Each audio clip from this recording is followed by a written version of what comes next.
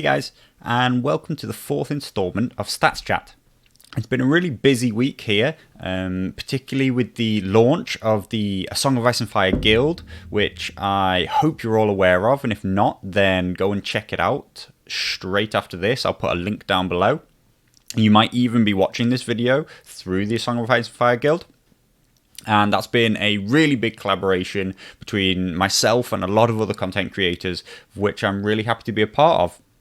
Hopefully you'll start to see the effects of that, because these videos are hopefully going to get slightly better over the next coming weeks as other content creators who are much better visual effects kind of guys than me start to help me kind of up my game in those regards. So hopefully I'll be able to keep some kind of discussion and content that you're interested in, but really put that nice production quality on that and try and up my game, because that's what the guild is all about. It's about collaboration and helping each other produce the best content we can. So this is what the guild site looks like at the moment. Really beautiful effects, and you can head on over there and see my page of A Song of Ice and Fire stats. You'll be able to see all the videos that I've produced, and along with all the other creators. But what's actually most exciting about the guild is that we will be collaborating every month on producing content specific to a particular topic. And the first month's drop is, of course, on the Baratheons. A lot of hype around them at the moment. I've talked about them a lot over the past few weeks, because obviously they are really bringing something new to the tournament scene and the meta, really changing things up. So we thought we'd take a big deep dive on that. You can see that first drop. It includes a lovely battle report, a podcast, and a pair of articles, one written from the stats site and one being a commander spotlight written by Yannick from Tabletop Warden.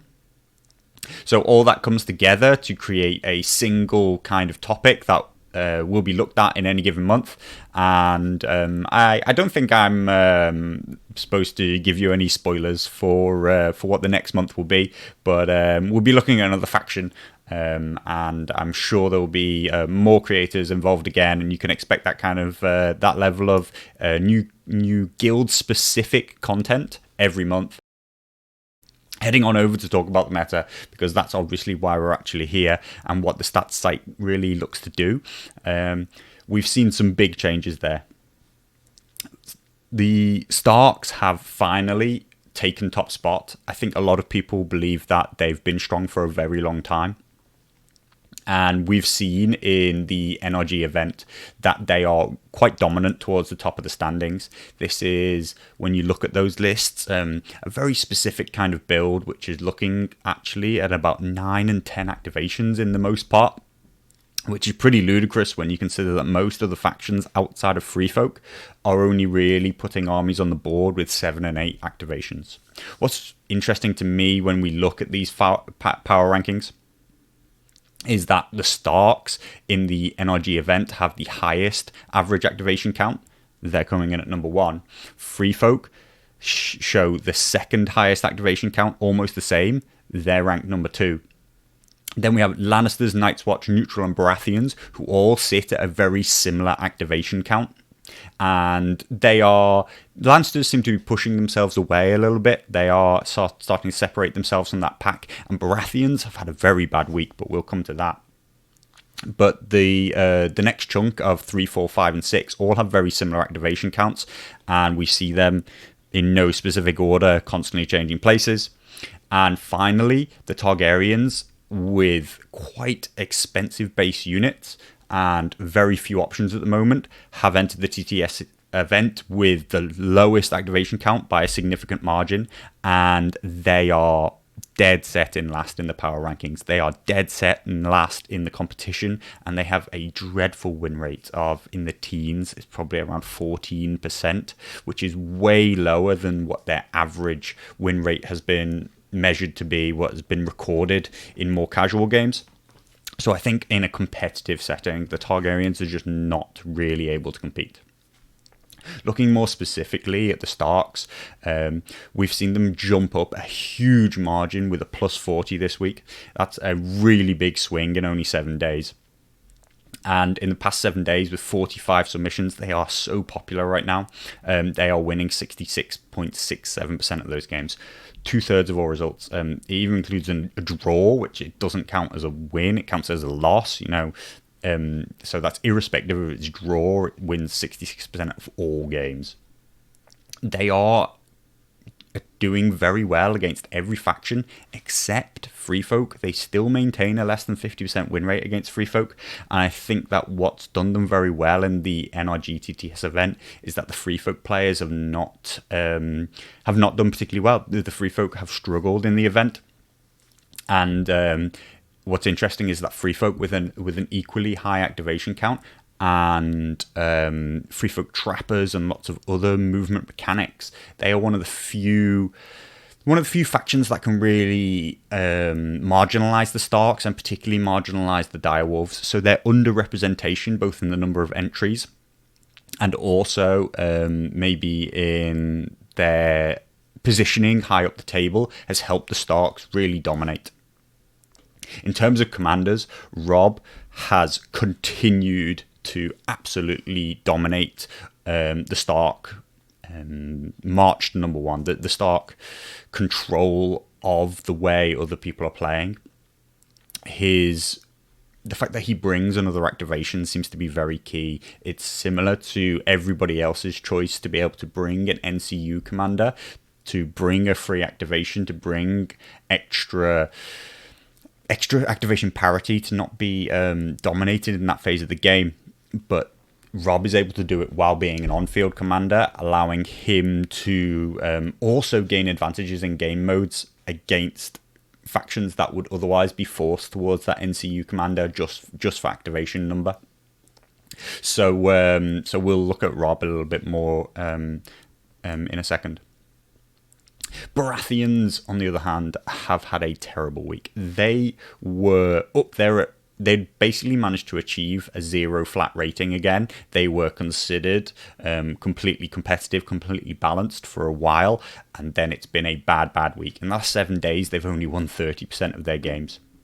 Interestingly, the big swing for Starks to finally go number one, to finally become that top-ranked faction, is that we were playing Fire and Blood this week. And historically, the Starks, from all the submissions that I've had, did not perform particularly well in Fire and Blood. I didn't particularly have any real explanation for it, so I didn't know myself why the data that I had suggested that they weren't strong at Fire and Blood, whereas Baratheons have always performed very, very well in Fire and Blood. It was by far their best game mode. They still win 56.9% of their games in Fire and Blood. But over the past week and in the NRG TTS event, they have not done well. They only won 4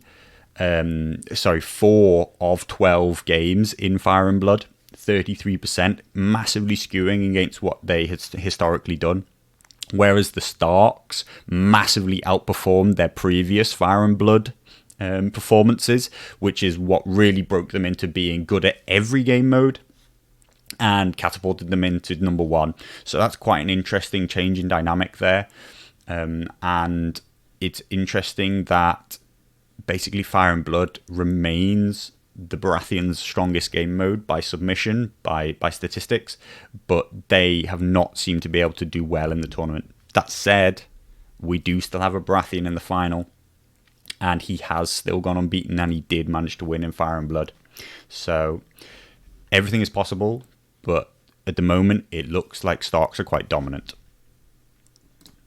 I also got asked in one of the comments from the previous videos. Always great to hear from people and what they're interested in. I have somewhat been ignoring Targaryens. They have continually sat towards the bottom of the rankings. In the past 7 days, they've managed to win 1 of 7 submissions. They are unpopular in terms of the number of people who play them. That makes it hard for the statistics in general, because the less data is more difficult to talk about. You can't draw such strong conclusions from a smaller number of submissions, but they are pretty static at minus 90 rating. Only a minus 2 over the last 7 days, because even at 14% win rate, that's effectively par for the course. That's what's expected of a faction with minus 90 ranking, so it doesn't really change them that much. Also, interestingly, if you're one of the people playing Targaryens, it won't affect your personal ranking that much if you lose with them, because the system thinks that they're really bad, so they very much expect you to. So that's one of the ways that the system tries to counteract people just playing meta-based lists and always playing the same faction, same commanders. It doesn't promote you to play the same thing that everybody else does. What it actually wants to see is it wants to see you outperform other people with lower rated factions. That's what it really promotes you to do. But what good can we say about the Targaryens? Well, they have an almost acceptable win rate in Clash of Kings at 41%, Darkwings, Dark Words 46%, and Winds of Winter, they actually achieve a 62% win ratio over only 8 games. Now, I know a lot of people believe that Winds of Winter and Darkwings, Dark Words aren't, strictly speaking, competitive in their opinion. They think they're quite random, so they might say, well, that's because they're random game modes, that's how Targaryens are able to compete.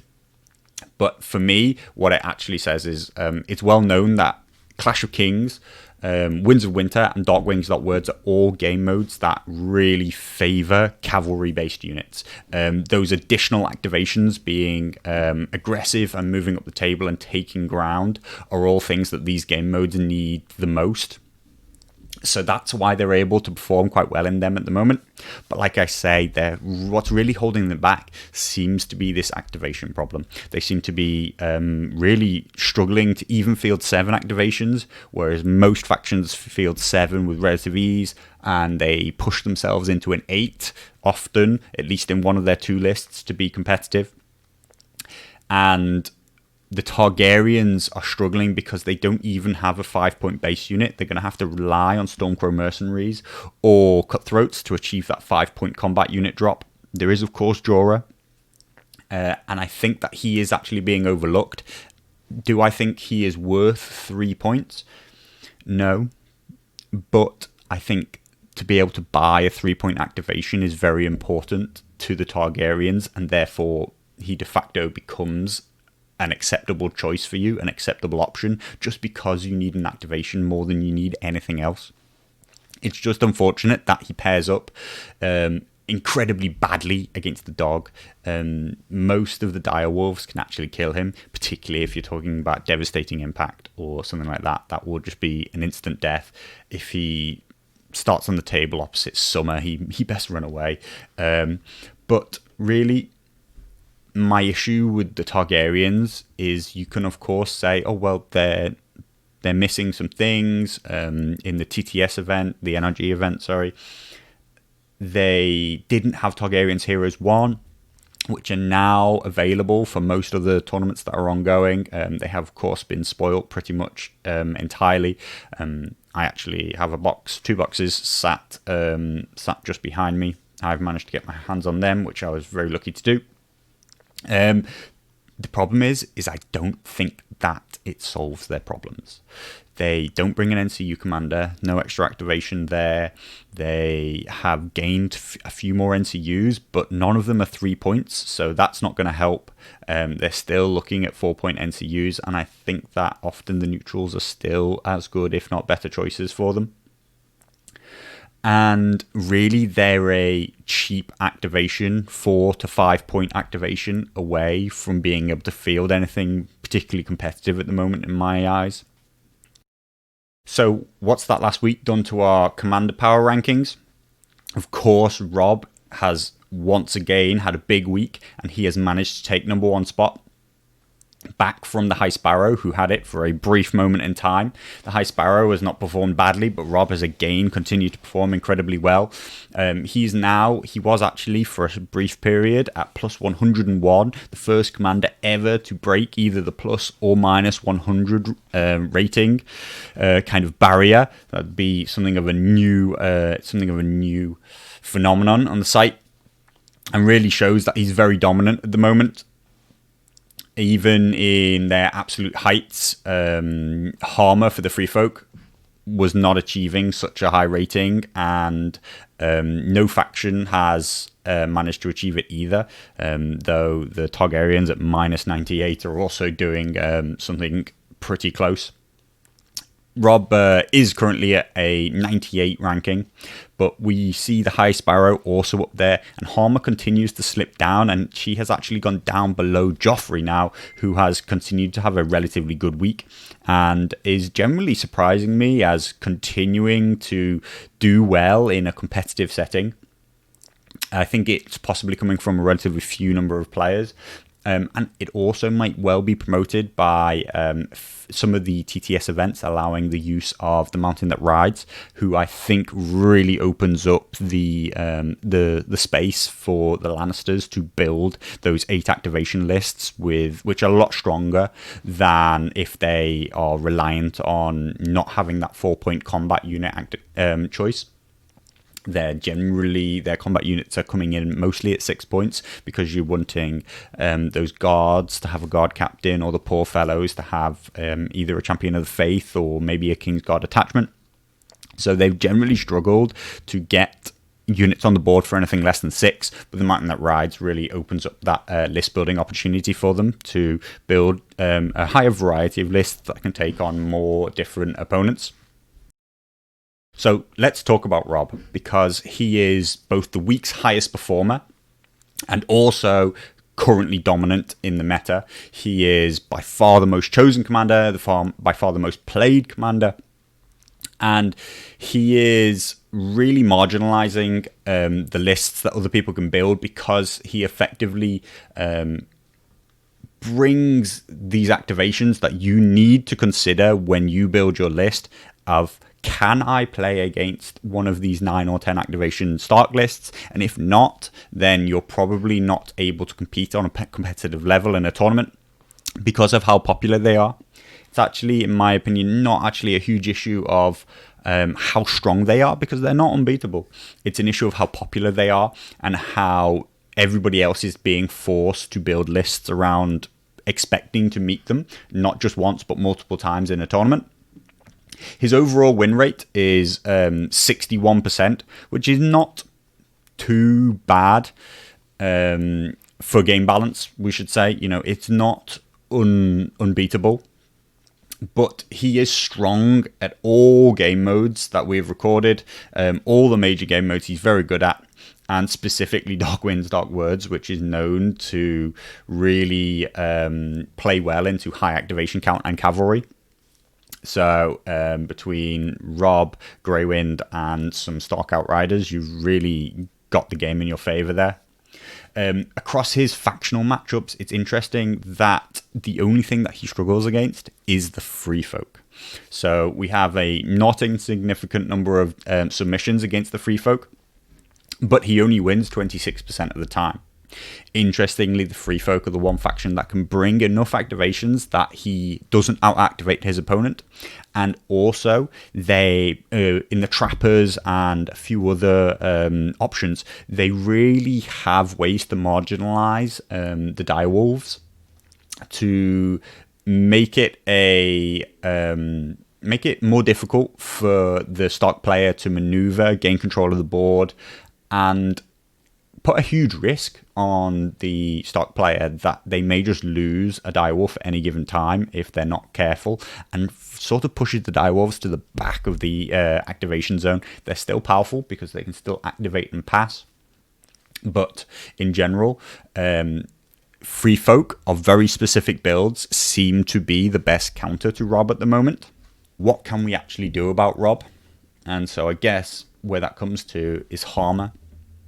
Harmer has always been the number 1 ranked Free Folk commander. She has been slipping down recently, and once again she has posted another bad week with an almost -12 rating. Makes her basically this week's lowest performing commander. She actually holds the highest win rate of all commanders still. She still wins 68.83% of the time. Why is she not number 1 ranked? Because one, it favors more recent information than historical information. So she's recently been performing badly, so that's pushing her rankings down more significantly than her historical wins pushes it up. And over the past 7 days, she's only managed to win 2 of 5 games. And across the last month, she's generally been performing quite badly at 56%, which is significantly below her all-time 66%. And before this month, it was closer to more like a 70% win ratio.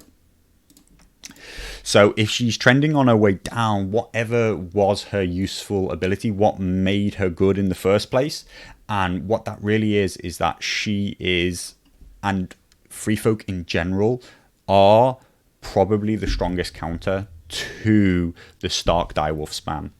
That they are not popular right now is what makes the Starks so dominant.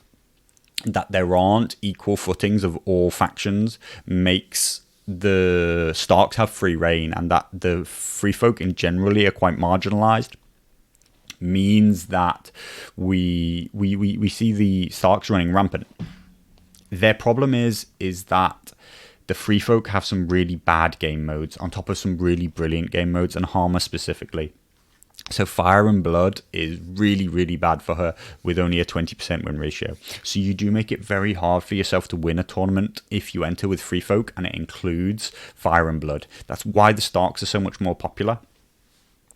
But she is one of the few commanders out there who has a greater than 50% win ratio against the Starks, and at 66%, she herself brings not many tools that are strong specifically in the Stark matchup, though she has a lot of movement mechanics to help counter anything that the Starks do. But really, it's just a case of she is the most efficient free folk commander in general, and free folk have all the tools they need to beat the Starks and their direwolf spam. So really, we're talking about trappers and high activation lists. So we're talking about also fielding 9 to 10 activations with the free folk so that you're not out activated. Your opponent can't just wait you out and then do explosive moves towards the end of the turn. In amongst Styre and some other movement mechanics, they can really have an equal footing. I would say, though, that the free folk are, of course, far less forgiving. This is why they're less popular. They're less forgiving of any mistakes. They are really a tough faction to play and tough faction to get used to. But my advice would be that if you're looking to put a dent in that Stark dominance and you're expecting to see a lot of Starks, then free folk are a great bet for that. So, like I said, lots of new tournaments going on at the moment, really starting to get some momentum going with the stats site. We have hundreds of submissions each week. The numbers are really going up, and that's brilliant. It's going to allow us to get much better insights and also allow us to just generally get a feel for the meta internationally. That's what the TTS event has really opened up to us. Lots of new events coming along after showcasing what the NRG TTS League allows the site to do. Most of these tournaments have lists attached to them, so if you wanted to go and have a look at what other people are winning with, you'll be able to see. If we look at the NRG TTS League, we can, of course, see from the highest ranked players, we can see what their lists are, have a good look at what the meta is looking like and what people are winning with. We can, of course, see every single result that has been submitted and played in every single round. And of course, we can also kind of see the more general what's being used, what's being entered. Starks and Robbers are by far our most popular commander, but we also see Howland, Offal, and the Baratheons getting a lot of popularity in this last event. We'll see where the Baratheons end up because they seem to be still in flux. There are some people doing very well with them, but other people doing very badly. I think that they are marginalized into a few list building options at the moment. And I think maybe when people start to get onto those, they may well find their way up the rankings. But I don't think that they're a faction that you can just put anything you want on the board and do well with. But like I said, so don't forget to like and subscribe the video. Let me know anything that you would like me to talk about, because I basically just see where the stats take me in general. But if there's something specific that you'd like to hear about, then I'm more than happy to give it a go, see what kind of things I can find on the site for you, what kind of insights the site might have. And of course, go and check out the Song of Ice and Fire Guild, because it's going to be a really great place and the new hub for everything that gets created. It's going to be number one place to be. So get in there soon and let us know what kind of stuff you want to see from the guild in general.